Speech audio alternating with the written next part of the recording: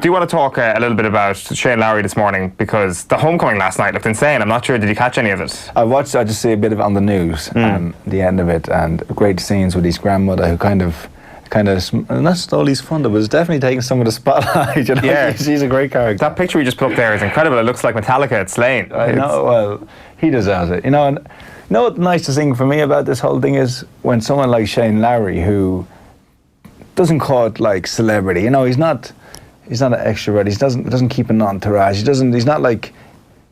He's accessible and he's approachable. Like, and when guys like that achieve something, it's not downplay, but it's like, oh well, great for him, you know. When someone like Tiger Woods or Rory McIlroy, they kind of put up on a pedestal and like, wow, this guy is a superstar, you know, and what, like, isn't he amazing? But I don't know, it's always kind of played differently when there's people who, I don't know, who are nice, you know. It's but I'm glad, and I have to like commend everyone in here, because every day you tune in and there's something about Shane Lowry, you know, and off the ball, and he deserves this, you know, and he is a superstar now, you know, in terms of what way you want to play. Like, he might not be the superstar who will show up and like with 5 bodyguards and, you know, won't sign an autograph, but he's a superstar in his own right, and it's great to see the nice guy finishing first, you know. For sure. That's completely skewed everything over the last couple of days. What's the biggest homecoming you ever had? 2014? 2014, yeah. It wasn't a nice day in July, not a sunny day in July. I think it was about like mid-December in Limerick, and we didn't actually went to a civic reception, and it wasn't until like 7 in the evening that got to go out and meet people, and it was lashing rain, so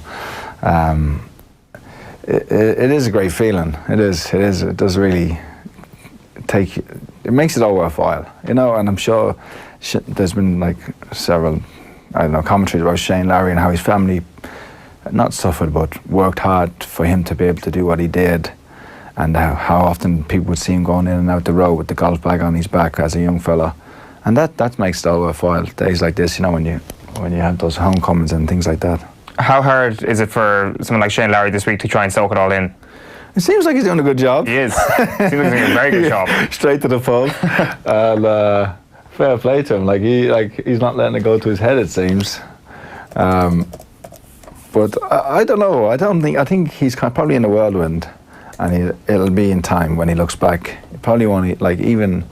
I don't know with golf because it's such a long career, but like with me, it wasn't until you retire or that you get some distance from it that you'll actually look back and say that was a great day. Is that right? Yeah. Even though you might have a bit of distance between fights. Yeah, you do appreciate it. You think it's a great day, but you don't really fully grasp it like until it's done, you know. And yeah, it's I think in time he'll look back on it, and the photographs will last forever. You know what I mean? And the memories will, and. For his daughter, what you know, this is, I think she's only 2 years old. Like, I'm not sure she comprehends it, but she knows something's going on with her dad, and she'll have some impression of it as she grows up, and she'll always have the photographs to look back on and say that she was there and be proud of her father. Yeah. Let's see what Shane Lowry was saying on the show, because he was talking to Joe Malloy last night. It wasn't that way because I was, my stomach was in knots all day. Really? Yeah, I couldn't stop thinking about, you know, winning, holding the trophy, being on the 18th, losing. You know, you kind of, everything goes through your head because you so much time to think out there, you know. But Bo did a great job of keeping me, like, in the present and keeping me in a good frame of mind. And, you know, trying not to get too far ahead of myself. But, you know, we talked a lot during the round on Sunday, which helped an awful lot. And what was one thing's for certain, I was definitely nervous out there. Well, geez, it really didn't come across, because I was going to ask you then, the atmosphere on course with Fleetwood, it looked good. Like at one point, again, I'm working off cameras, you were walking off the green and you shouted back to Fleetwood's caddy, geez, let's get the Sambos out. I don't know if you remember that, but I was thinking, this fella's having a ball. It seemed like the atmosphere was pretty good with you two. Much talk or not too much talk? Not too much talk. You're in the heat of the battle, but I'd be very good friends with Tommy and his caddy Finn. Like, they're two great lads, and I get on very well with them. And I said to him I said to him actually Saturday evening, in the locker room, I said, you know, let's go out tomorrow and give it a go, and hopefully one of us wins it at the end of the day. Like, that's the way I was looking at it. And obviously, I was hoping that was me, but you know, you're out there playing with friends. You're trying your best. I'm obviously trying to make sure that I do the right things for me out there. And but yeah, I enjoyed it. Saturday was probably one of the best days I've ever had on a golf course. Yeah, I'd say so. The crowd Saturday evening were just incredible.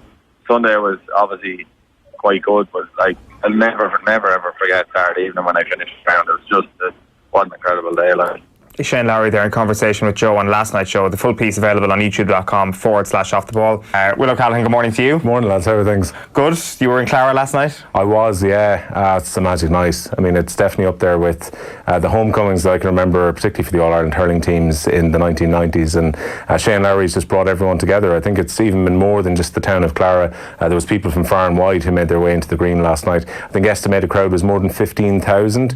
And when you look back, like, it was just, the bank was full of people. From about 3 o'clock in the day, they closed the town off. You can see Lowry being mobbed coming into town. That was just kind of at the edge of the green. He came in a bus first of all, and then kind of walked through with a band through the town. And you can just see the amount of people who are trying to just get a touch of the Claret Jug, get a picture with him, get a handshake, get whatever. How many hands do you think he shook yesterday? More than a presidential candidate. And the funny thing is, like, the RNA can be quite stuffy about things. And generally, I remember when the Claret Jug came in here before, and we were told under strict instruction, do not put your hand anywhere near the Claret Jug. Yesterday, Shane Lowry was just, like, I met him in Leeson Street, and anyone that wants to hold the Claret Jug for a moment, he lets them do it. He's taken, I'd say, 850 billion selfies since Sunday. He hasn't had a whole lot of sleep since Sunday either. So I think yesterday was a very emotional day. It's a day that he's always going to remember, because I think, I don't know how it feels for you when you go to Limerick, Andy, like the fact that he came back to his hometown just makes it that little bit extra special as well. I think it hit him for the first time. He was very emotional on the news last night as well, just coming off stage, because I think when you've got your own people out there to celebrate and you recognise the faces in the crowd, and probably people who've been there for years or supported him, you know, like local people from the shop, and say, go on, you know, well, good luck, Shane, for like just wishing him well at every small tournament, you know, and here he is coming ringing home, like the big one. And it's the first time I'd seen quite a few of his family members since Sunday as well. And like his granny, Emily Scanlon, has become a bit of a national story over the last few days, because she was singing on the Joe Duffy show. She was on a couple of news bulletins as well, just talking about... The story about him eating the turf was the best. And Tiger Woods has never asked to carry in the turf after he'd won the Mullingar Scratch as an amateur as well. Like, these are the people that keep you grounded in life, and they're the people you probably want to see. And I think one of the crests that Shane Lowry had was that he was just hoping to have half an hour or 40 minutes with his family before last night as well, just to see some of them, because he said, like, he saw his dad Brendan and his mum Bridgie for a little while on the green afterwards, but then everything kind of gets swept up after that, and you want to celebrate, and you have to do all the media things afterwards as well, just to get a chance maybe to have a quiet chance to sit down and have a chat with them, have a chat with his brother Alan, his sister as well, who were all there last night. And like, it was just, I guess, massive credit, I was saying last night, to Clara GA Club and to the people of Clara who organised this as well. For me, it was a celebration that befitted a major champion as well. Like, I don't think you'd see Brooks Koepka going back into his hometown and doing something like this if he was to win a major. It'd be very unusual, for sure. Yeah, he certainly. Well, okay, I don't want to speak for Brooks Koepka. It's a new look for golf, isn't it? It's a new look. It's a new look in this kind of realm of, you know, not elitist sports, but like, you know, you'd put it up there with, like, I don't know, golf, Formula One, rugby. They're kind of a different kind of. They're not like, you know, your everyman sport, are they? You know, not your like working class sport. And so for him to, like, he's such a down to earth guy, to do it like that, to come back to his people and present, and like you said, photographs, shaking hands. He wears the jug. He wears his crown very lightly, lads. That's one of the things about Lowry. He's not in any way, like, he was telling a story yesterday as well, that like he'd said to his management team that someone else had gone up to another major winner to look to get a flag signed, and they said no. And Lowry said to his manager, if I ever do that after what I did the weekend, hit me a smack. So we got a bit of content here from Monday, but also from the other amazing singing talents available on the night. But yeah, perhaps his grandmother may have even been more impressive. Herself and his uncle Tommy were singing on stage last night. It's that little town of Clara where the broad snow waters lie. Its matchless gems of beauty are rarely to be seen. Its ponds as pure as crystals, its fields are evergreen, and that old and ancient abbey of St. Bridget's Inn. You made a note, Will. Really can, and again, that's kind of a local moment where, you know, Clara gets serenaded in front of the people of Clara last night as well. And like, they closed the town yesterday at 3 o'clock. They knew what kind of crowd was going to turn up, and like, it's just amazing when you come in. Like, it was obviously helped by the fact that it was a lovely evening as well. The sun was out, warm temperatures. It seemed it was a 99 in one hand, can in the other. A very different evening meal, I think, for most people. And then, like, everyone, like, you talk about economic boost to a town, like, everybody, and lots of people came from outside. Like, I was spotting people like Brian Wheelahan, who I think it's a nice moment for Shane Lowry, because like, Shane's a massive fan of sport, and he would have been at the homecoming. He said he was at Tullamore in '98 when the hurling team came back. To have those guys going out to celebrate him now, I'd imagine is a very humbling moment too. But like, everyone just had a fantastic night last night as well, and we were kind of sung out by the Offaly Rover at the end by Monday as well. Yeah, let's have a listen to that.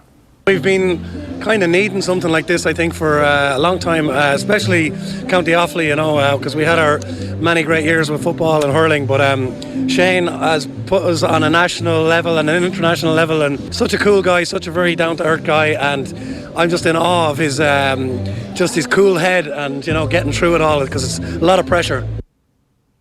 Yeah, that, like we were just saying there, that crowd there, that picture is just ridiculous. Like, it's almost bigger than the level of an All-Ireland win. Like, it's certainly on that level. It is something that, it's so unusual. Like, when we spoke to him a month ago, I was kind of putting the point to him that after he won in Abu Dhabi, there was kind of a real sense of happiness for him, kind of like people get happiness for supporting a team. That's very rare, and like Andy might have experienced this as well, that an individual actually gets that level of support. I don't know what it is about team sports that, I don't know, people might have played for that team at underage level, they might have had family members who might have played. Just the sheer strength and numbers means that more people support you. Whereas on an individual level, getting this level of support is truly extraordinary. Yeah, I mean, particularly, I was saying to Shane yesterday as well that, like, the fact that at Croke Park they were putting up the scores at half-time and full-time as to how he was doing at the Open. As he was saying, one of the biggest achievements he's had is that there were people watching golf on Sunday who probably wouldn't have normally watched golf. It's all down to him, though. It's all down to him and his personality and the character that he is. It's not, if this was anybody, like, they wouldn't be getting this for Rory McIlroy. No. And I don't know, Rory McIlroy's probably a lovely guy, you know, but Shane Lowry's always been the same person from day one. And you're getting interrupted by Monday there. Well, like, you're in the fight game, Andy, and like, you know, obviously people have to hide things in terms of boxing, and you're trying to build up a fight and so on. Like, Lowry has been remarkably humble and hasn't said anything out of turn really since Sunday, and I think that's one of the things that maybe people have been drawn to as well. Yeah, but he's been like that since day one as well, hasn't he? That, like, I remember him coming in here. I was on the show that night, and he got clamped. Remember, he was coming in late. We were kind of on the phone to him, and he just parked the car outside because he was running late. Like, he didn't care, and he just came in, and then it ended up being clamped. So, and he didn't care, you know. And he's just always been down to earth, like, and I think that's the response people have had, and that's why he's drawn people to him like that. It's as much as the achievement as him being who he is. I forgot about that, actually, the car clamped story. Just about afford to get clamped a few more times, I think. Yeah, I mean, I think you've, 1.7 more in the bank since the weekend as well, so I think financial concerns are never going to be there for him anymore. No, it's true. Good stuff, Will. Thanks really for popping in. There's probably going to be more Shane Lowry news again tomorrow and the day after. We're not going to stop talking about Shane Lowry at the top of the show for some time now, I think. When you talk about him being emotionally, I wonder what part the 2 days in the pub had, you know, with that kind of fragility, coming home facing how many thousands of people, and like, oh. To be honest, I'm pretty impressed he's been able to keep going to this point, because seems really fresh. Like, he was still in his golf gear when he arrived in Dublin on Sunday night. I think, like, you know, Bo was telling us 3 hours, 4 hours sleep tops that they got between Sunday evening and Monday. Then they were back on it until that night, and then he could have got maybe 6 hours sleep before yesterday, and then went through a fairly long day as well. I tell you, he can outdrink most of them, and he can outparty most people as well. It's remarkable.